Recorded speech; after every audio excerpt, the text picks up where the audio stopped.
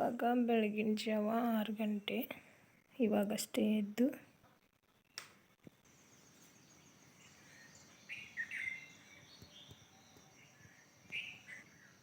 ಇವತ್ತು ಬಂದು ಶುಕ್ರವಾರ.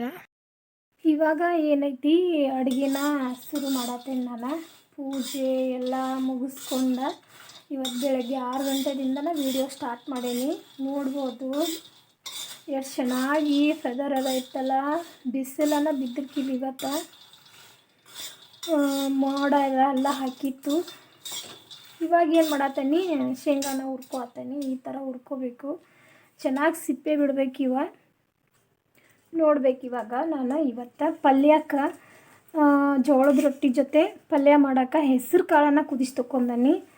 ಕುಕ್ಕರ್ಗೆ ಹಾಕಿಲ್ಲ, ಇವತ್ತು ಡೈರೆಕ್ಟಾಗಿ ಕುದಿಸ್ಕೊಂಡಿರೋದಿದೆ. ಅದ್ರ ಜೊತೆಗೆ ರೊಟ್ಟಿ ಐತಿ, ಅನ್ನ ಸಾಂಬಾರು. ನೋಡ್ಬೇಕು. ಇವಾಗ ಈ ಥರ ಚೆನ್ನಾಗಿ ಹುರಿದಾವು. ಒಮ್ಮೆ ಹುರಿದಿಟ್ಕೊಂಡ್ಬಿಡ್ತೇನೆ ನಾನು, ಒಂದು ಅರ್ಧ kg ಅಷ್ಟು.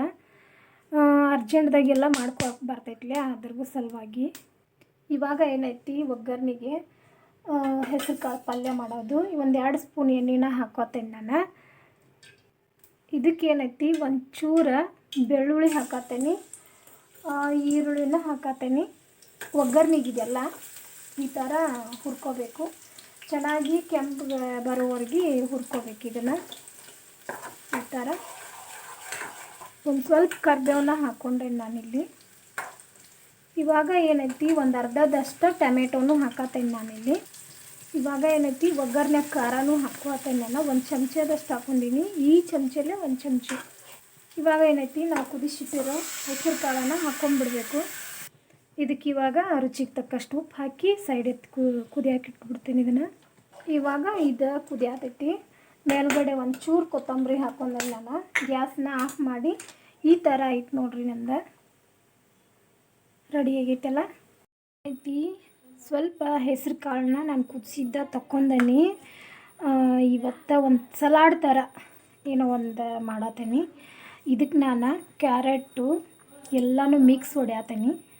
ನೋಡ್ಬೇಕು. ಇವಾಗ ರೊಟ್ಟಿ ಜೊತೆ ಅನ್ನದ ಜೊತೆ ಎಲ್ಲ ಸೂಪರ್ ಆಗಿರ್ತೈತಿ. ಇದನ್ನು ನಾನು ಏನೈತಿ ಹಂಗೆ ತಿಂದ್ಬಿಡ್ತನು, ಟೇಸ್ಟಿ ಸಖತ್ತಾಗಿರ್ತೈತಿ. ಒಂದು ಸೌತೆಕಾಯಿನ ತುರಿದು ತೊಗೊಂಡನಿ. ನಿಮಗೆ ಬೇಕಾಗಿತ್ತಂದ್ರೆ ಸಣ್ಣಂಗೆ ಕಟ್ ಮಾಡಿನೂ ಹಾಕೋಬೋದು. ನಾನಿಲ್ಲಿ ತುರ್ದನಿ. ದಾಳಂಬ್ರಿ ಐತಲ್ಲ, ಸ್ವಲ್ಪ ಮೇಲ್ಗಡೆ ಬೇಕಂತ ನಾನು ಮಾಡ್ಕೊಂಡಿರೋದು. ಈ ಥರ ಒಂದು ರೆಡಿನ ಮಾಡ್ಕೋಬೇಕು. ಇದಕ್ಕೇನೈತಿ, ಮಸಾಲೆನ ಹಾಕೋಣ. ಇದಕ್ಕೆ ಒಂದು ಸ್ವಲ್ಪ ಧನಿಯಾ ಪೌಡ್ರನ್ನ ಹಾಕತ್ತೀನಿ.